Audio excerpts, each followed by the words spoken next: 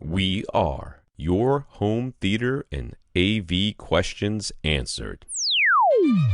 This is AVRant.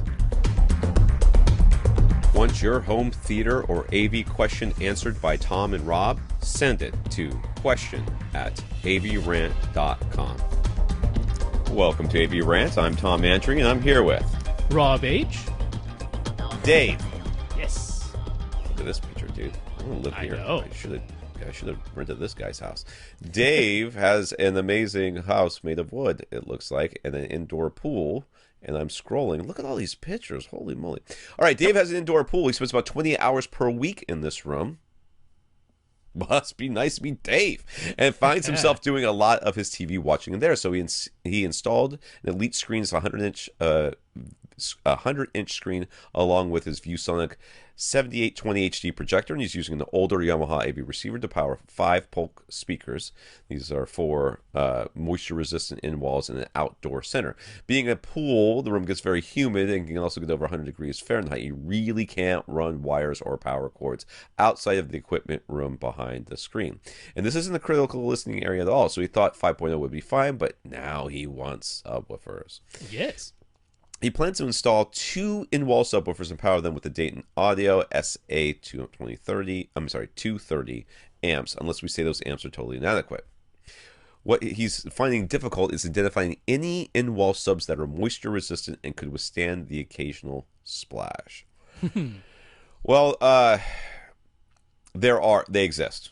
Okay, yes. They definitely exist. There's a couple places you can look and things that you should do. There are outdoor subwoofers. Many of them are meant to be buried in the ground. They have a little chimney that comes out of the ground. Oh, there's that type, for the sure. floor. That's not what you're looking for. It sounds like you want something in wall. So my guess, without knowing what Rob has found, because I didn't get this far down these questions, is that there's going to be something that is like for boats or yachts or That's right. outdoor, that sort of thing. That's what I would look for. Yeah, the word you're looking for when you're searching for it is marine subwoofers. Yeah. That's just what they call them, is marine subwoofers. They are largely meant to go in boats. But JL Audio, a company that we certainly trust, makes marine subwoofer drivers. They're not exorbitant. You're looking about $200 per driver, but that's not so expensive that I'm like, oh my goodness. And you've already got the amplifiers to power them. And they say right there they can work either in a sealed enclosure, which they sell pre-made sealed enclosures if you want them, or you could build your own, or they're like, you know what, it's honestly fine to just have the back open because he's got this other room on the other side of his screen there. So yeah, I would point you to a JL Audio marine subwoofer driver. Dude, that link you have in here doesn't have anything in it. Oh, like there's no products there. I'll have to update it. Yeah, the products still exist. All right, okay, we'll find them. Anyways, there's a bunch of them. Alpine Bazooka, if you really want one of those. Rockford Fosgate, they sell them Clarion, as well. Fusion, never heard of Fusion before. I'm sure they're good. Infinity has some too. Yeah. JBL. But I know and trust JL Audio, so yeah, that's where I'd point you. So he doesn't have any sort of enclosure for the backs of his in-wall speakers, and if the subwoofers go in wall, they'll have open back in the same equipment room as the front speakers. Would they affect each other? Should he build boxes for the backs of his speakers and or subs? That's a really good question. I'd put an enclosure on the back of the speakers. That's what I'd do. Yeah, I guess just to be okay. So your subwoofer is going to the driver's going to be moving in and out. It's going to be pushing, basically, as it moves into the whatever room it's moving air, it's pushing air into it, right?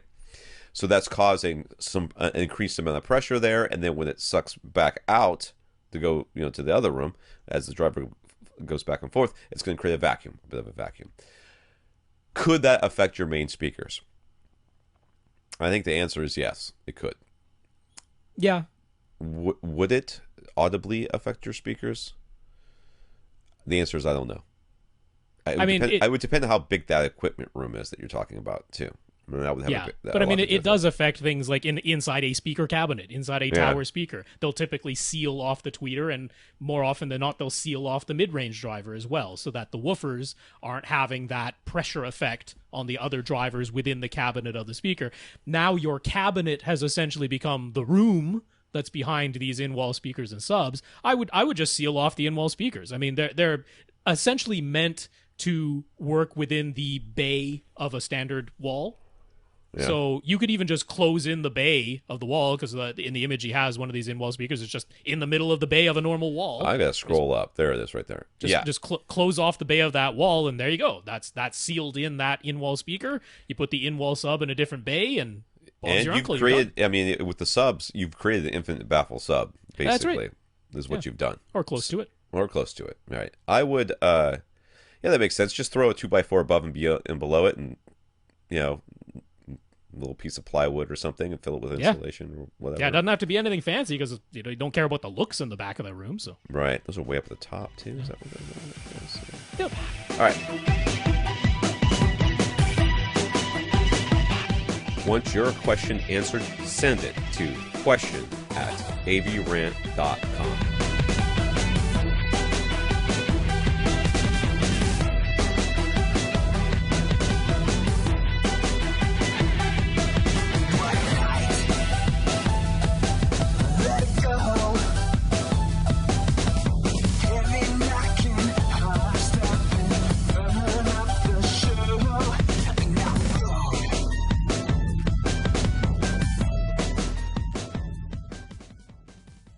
This is AVRant.